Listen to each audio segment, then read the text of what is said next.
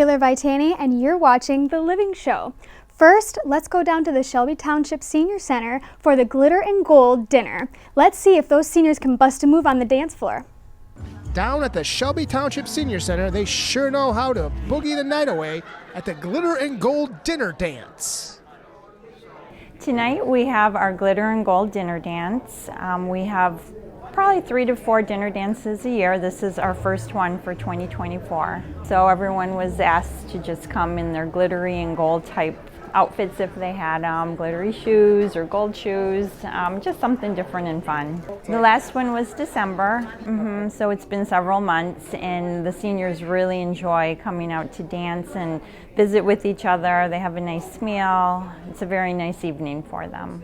Shelby Township seniors do have the opportunity for luncheons during the day, but these dinner dances are a nice change of pace because they're in the evening. They're a little bit different. We offer a little bit more for their meal. We give them a 2-meat buffet versus usually our luncheons are 1. We hire a band, so we have a band here. They can do all types of dancing. There's ballroom dancing, line dancing, just upbeat music, for some of the songs. Tonight we have Phase 2. We have Carl and Mike here. They will be performing for us. We've used Phase 2 for several of our dances, and we really enjoy having them here. They do a great job. Yeah, it's just a little bit different atmosphere when you have an event in the evening. If you want to attend one of these dinner dances or luncheons, there are many ways you can sign up through the Shelby Township Senior Center. So we advertise it in our newsletters, and we also post it on Facebook. You would buy a ticket, and tickets are $20 per person, and you buy your ticket and you come and attend. But we have it in our newsletter. Living in Shelby Township, I'm Andrew Shelsky. A banquet was held to honor Special Olympic athletes at the Shelby Township Activity Center. Let's go take a look. I adore you, all these people. I hang out with them at Special Olympics, and I can't remember. We're here at the Shelby Township Activity Center celebrating our amazing Special Olympic athletes. This program has been around 15 years. Started at Morgan Elementary, now we're at the Activity Center. We do have 3 teams now, going on 4 teams coming up by next year. So the Special Olympic athletes, they attend the Summer Olympics, Winter Olympics, all different sports, and this is another facet of that program, the Basketball League. We're very proud of our special recreation program. We host all the tournaments here in Southeast Michigan. Teams from Grosse Pointe, St. Clair Shores, Warren, they're all coming here to our facility, and it's nice to have a first-class facility, and it's also nice to have something like this to be able to host for all of our athletes. We do have a wonderful sponsor in Mike Ward, local Shelby resident, does some local races which raises a lot of money for our athletes. We have the nicest uniforms around thanks to Mike and his wife Debbie for all the work they do. And tonight we had the beautiful medals that were donated by Joe Burns and coordinated with Mike and Debbie Ward. So a special thank you to them for all they do. So they're all special needs adults, 17, 18, all the way up to 60. One of our players played on the Eisenhower football team last year, by the way. They worked him into the program. And through my Jingle Bell Run, which you guys have covered, and I hope you'll cover again, we donate a big chunk of money every year to support this. So with the huge growth in 2 years, we were able to get them jerseys and more jerseys and more jerseys and get them set up and all that. And then the medals were donated by through a friend of mine through a U.S. and worldwide program where runners turn in their medals at the end of the race. They drop them in a bucket, or they turn them over to a coordinator, and they get ribbons on them, and then they send them out for like these kind of events, and we give them out as part of the reward. And they all love these medals. What do you think, Ryan? Look at that one, Detroit. That's But if you look, just look at today and say, how could you not want to be involved in something like this to make it work? So, when I started more than 20 years ago with the old Go for the Gold run for Special Olympics, and we used to get just a little bit of the pie because they had to split across Macomb. But then when I got my 15th year now for the Jingle Bell Run, it's my own race, I could allocate the funds. So Joe didn't get a little piece of a pie, but he got the whole pie because I was able to donate a substantial amount from each race. I give it all back to charity, and $17,000 this year was donated across Joe's and many other great groups around here, and that's what we want to do with it. But I think the community as a whole does an awesome job of supporting it, coming out, supporting it, and supporting, the township on some of these programs. That really makes it work. Let's break them down. Hands up, let's go. Continue the hover play. 1, 2, 3. Go Visit! All right, good job.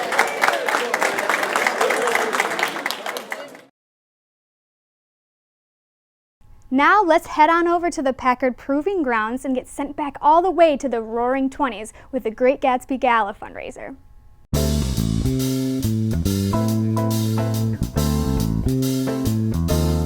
We're having our Great Gatsby Gala tonight, and we have the galas to use as a fundraiser.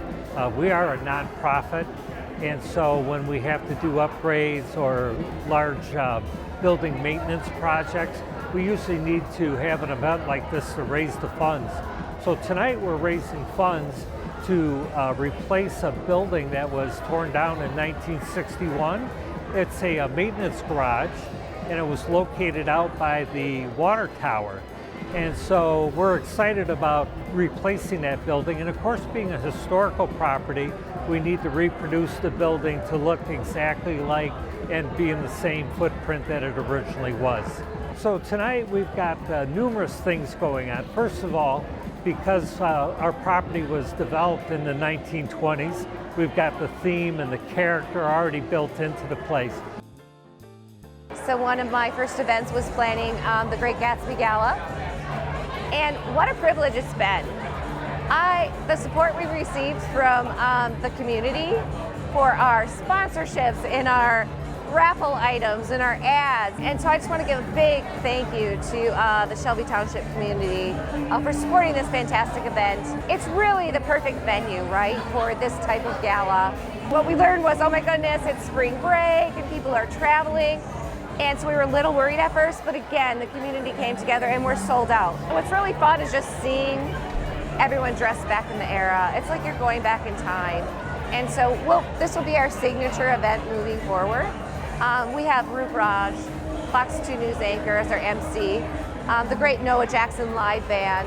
We have JD Entertainment, Miss Mixology, Twigs and Branches has donated all the centerpieces and all this beautiful decor, along with a number of other sponsors. So a huge thank you to all of our sponsors and the donors. So to learn more about the Packard Proving Grounds, you want to visit our website, which is www.packardprovinggrounds.org. And if you go onto the site, we're really proud of the website that we have, because you'll see that it does an overview of the property and it all brings it into this 1920 themes. Whenever we're here supporting the Packard Proving Grounds, it's usually a very happy event. We have a great time. We have a great staff of people that are fun to work with.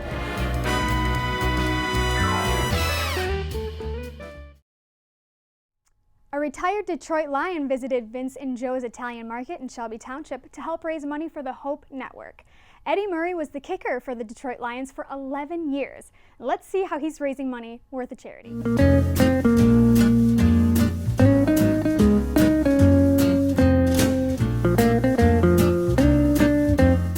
I've been with Hope Network a total of 13 years. My first 6 years I was a board member, so I would go up to quarterly board meetings up in Grand Rapids. I was working at the time. My last 7 years I've been employed, so I was asked by Phil Weaver, our CEO at the time. I said, hey, how about if I start paying you for what you've been doing for free and give you a position here at Hope Network? So I took the job 7 years ago as Southeast Director of Hope Network. We provide behavioral health services in all 83 counties in Michigan. So we're about a $180 million nonprofit, about 3,000 employees, where we provide neural rehab services, physical therapy services, autism services, which is why we're here today. We have 4 early diagnosis autism centers, one in Grand Rapids where our headquarters is. It's Autism Awareness Month, so we wanted to make sure that to play our part of it, we're all proceeds of our sauce, that with our house-made sauce that we make year-round, all the proceeds throughout the whole year go towards Hope Network. We really wanted to put an emphasis on our sauce and on Hope Network for this month too. So we've put our sauce on sale. We make it fresh every day. So we probably make about about 300 gallons, 400 gallons a week on a slow week, right? So, and just this awareness that in dealing with in working with Hope Network, it's pretty amazing on how people want to give back, and you're getting treated to a great sauce as well. So there's nothing like giving and getting some great meals in return. The relationship started about 7 or 8 years ago with Rose Biondo, God rest her soul. She had passed away, who was the marketing director, and Mr. Vitale Sr. Asked Rose to find a nonprofit that he could partner up with Autism Services. His granddaughter, Emma, who is Joe Jr.'s daughter with Roseanne, he really has a big heart for her, wanted to do something impactful, and had a meeting with Rose. We decided to partner up, and Rose was actually the person who came up with the idea with Chef Angelo here to come up with the fresh pasta sauces. And the labels on the fresh pasta sauces is a rendition of Emma from an artist up in Traverse City. All our ownership has really backed us and really made this a family thing. And being a part of this Vince and Joe's family, everyone feels so involved in just trying to give back to Emma's Hope. And every time the person who makes the sauce back there, they think of Emma every time they make it. And it's everyone feels like they're doing their part, from the people who grind the tomatoes to the people who are packaging tomatoes, the marinara sauce and all our sauces. It's all made from the heart, right? So food made with love tastes so much better than just food that's made. The biggest thing here, this is a family. Literally, I mean, you have 2 or 3 layers of different family members with all of that work here. Cousins, it just seems like everywhere you turn around, there's a Vitale at the last name here. But they really do embrace their employees. What makes Vince and Joe's, I think, one of the best stores is from top down, from ownership to the person who was just hired. Everyone's doing their part. So it wouldn't be surprising to see an owner sweeping. It wouldn't be surprising to see part of the manager team buying lunch or buying a coffee for another member here. We're a family. We feel our community here, our shoppers here, are the best. Our customers here are so supportive. We've raised, I want to say, over about $60,000 towards Hope Network, right? So, and this is on top of sauce sales. We're taking extra donations this month too for people who want to support this great cause.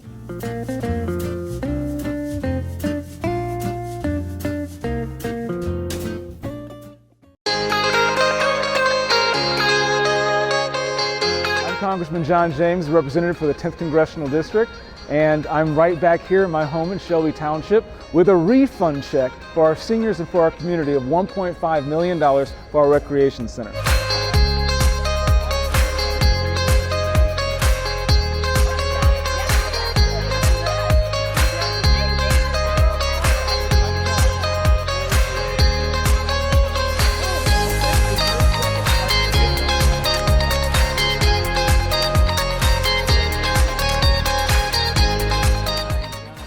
This is so vitally important to make sure that we uphold our economy and our seniors' health, and that is our #1 priority.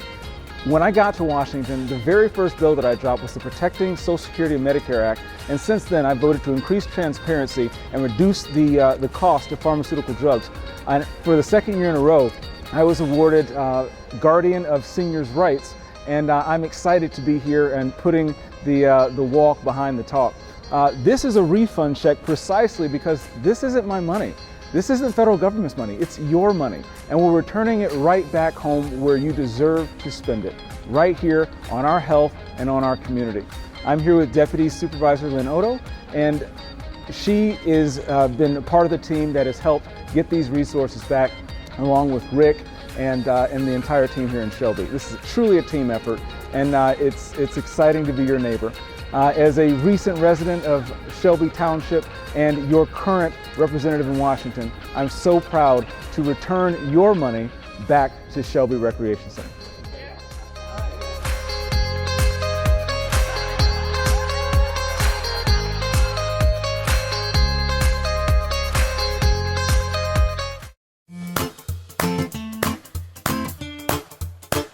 It's a beautiful day at the Heritage Park. We are completing phase 2 of park improvements. So the idea was born a couple years ago. I was out here walking around my break or lunch, and I saw a couple little boys walking with the fishing rods, the little boxes of all the stuff they need to catch a fish. And I saw him coming in here, and it was like 10 o'clock in the morning, and they were making a day out of this. They probably brought some drink, refreshments and stuff, pop. And so I saw them, they were coming in, they came in here, they went over there on the shore, and it was all mud. It was muddy. They couldn't catch anything. They couldn't get far enough because they keep slipping in the lake. And so it was a vision that I said, well, we got beautiful, beautiful park here, and it's underutilized. And this is not only for kids, but also now we're seeing a huge pickup in adult population coming here and basically using, this was phase one, our fishing docks. There's a deck over there for wedding pictures and graduations and homecoming. Beautiful pictures right now, the way it's completed. So we are finishing phase two now. The phase two was to clean up the shore. That's why we got these beautiful slabs. You can actually stand on it without falling into mud. And then the brick pavers, quite a bit all the way around. And we have people walking, jogging, spending a couple hours. This is a hidden jewel for Shelby Township, my opinion. This is a park that will, and now the fountain, it's a brand new fountain, just put it in. It's beautiful, it's peaceful, it's quiet. People come here, they sit on that deck, goes deep in the water. Kids come here and catch a fish. They can go a little deeper. They feel like they're in the middle of the lake.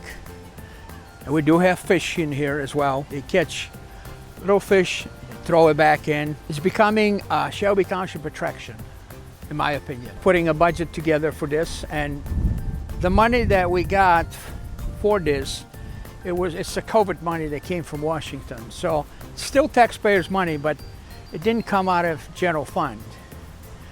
It came out of that ARPA money, which is the COVID money.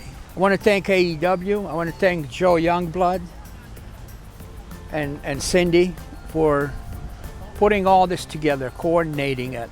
As I said, a vision became reality. And I encourage our residents, our taxpayers, please come up and visit.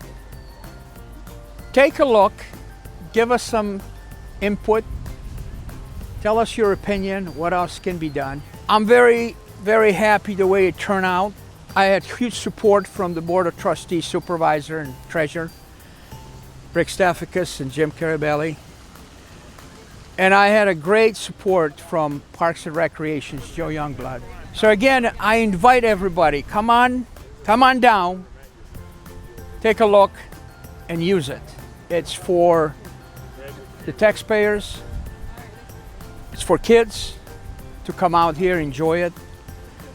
And it's for our people, residents of Shelby Township.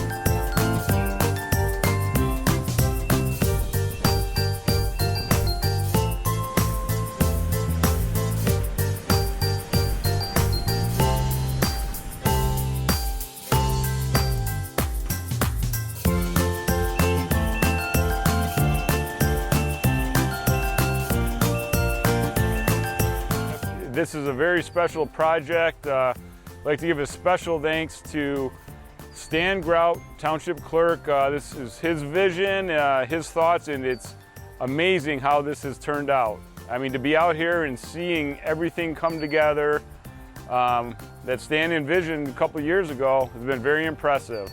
Also like to thank the Township Board of Trustees who approved Stan's vision for what he saw and where we are at this time. It's an amazing project and very nice. Just want to add, just over me, we actually were standing on this beautiful dock right here. We have 2 more of them on the east side of the lake. One of them is in the gardens for weddings, wedding photos, and we have another one for the youth and their parents of our community to fish. So it's just a beautiful place down here at Heritage Garden. Well, here, you know, with phase 2, we have a lot of nice things. We got the Michigan limestone that people loved in the first phase that is going around a lot more of the lake. So these large slabs of Michigan limestone, people walk on them, people get pictures, kids fish off of them. We also have brick pavers. Stan Grout thought of this idea to brick pave from the north dock all the way to the entrance of the garden, and that is one of the nicest areas of the park. People are going to see that. We have cedar shingles, that's a tongue twister, on our pavilions now, and what a difference that has made here. We're also going to have, the lighting is going to be 10-foot high poles now. Presently we have little 3-foot high poles, illuminate somewhat, but the new lighting is going to be beautiful. Updating the pavilion inside the garden. And we also have more Michigan limestone inside the garden. 2 pergolas that we had up, those were finished and are up now, so it's just a beautiful project. One of my favorite things of Heritage Garden Phase 2 is the tennis courts that are next to it. We have the tennis courts, which will be also added with some pickleball courts, which is sweeping the nation. And here in Shelby Township, it's doing the same. Those will be done in 2024 as well. So I just want to conclude here on behalf of Parks and Rec. Love to see all of our residents out here. And thanks again to Stan Grout for this vision, and to see it really coming together has been amazing. Did you know that the state of Michigan tried to build a canal across the state? The Clinton to Kalamazoo Canal never was completed, but you can see what's left of it right here in Shelby Township. Let's take a look. The Clinton and Kalamazoo Canal was supposed to reach across the state from the Clinton River all the way to Lake Michigan. Well, there's a couple of things going on there. You've got to remember that the Erie Canal had just finished about 10 years previously, and a lot of the people that had arrived in Michigan, the impetus to get them here was the canal itself. So when Michigan became a state in January of 1837, one of the first things that they did, and one of the first acts that they passed, was for internal improvements, which was this canal. And part of what they were trying to do was, by starting with the Clinton River and joining it up with the Kalamazoo River, was to cut off the big travel time to get around the lower peninsula. You could just go straight across. And unfortunately, there was a whole bunch of bank failures with the Wildcat banks in the late half of the 1830s or around 1840, and the funding all dried up. And by that time, when things were starting to come out of that, the railroads had taken over and nobody was really going by canal anymore. The canal was partially dug and operated all the way back in the 19th century. Well, 1838 to about 1848. And that would have been when the last little barges, if you will, went up and down the canal. Sterling Heights, I think, is where they actually had a place where the boat, one of the barges, could pull over to the side to let another one pass. But basically it was just one vehicle in one direction also. And then the turning basin in Utica would have had some wharves to unload and load and also turn boats around. So this is as far as we got here. But I also find it interesting that it starts at an extinct town called Belvedere at the mouth of the Clinton, and was going to go to Singapore, which is buried under the sand dunes on Lake Michigan, another little ghost town. And Shelby Township has some of the best views of this canal. It only gets into downtown Rochester, and we're not certain if it made it all the way to Livernois or not. But basically, if you went to like Avon and Livernois, that intersection doesn't go beyond that. So it's from outside of Mount Clemens over to here. And then you get into Shelby Township, and Shelby Township probably's got the greatest extent of it left, with it still looking kind of canal-like in a lot of locations.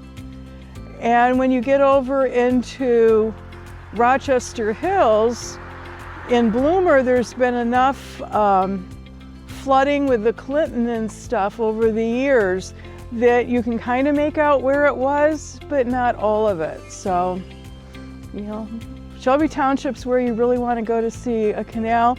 And as you can see here, it's watered. We still have some water in it. Living in Shelby Township, I'm Andrew Shelsky.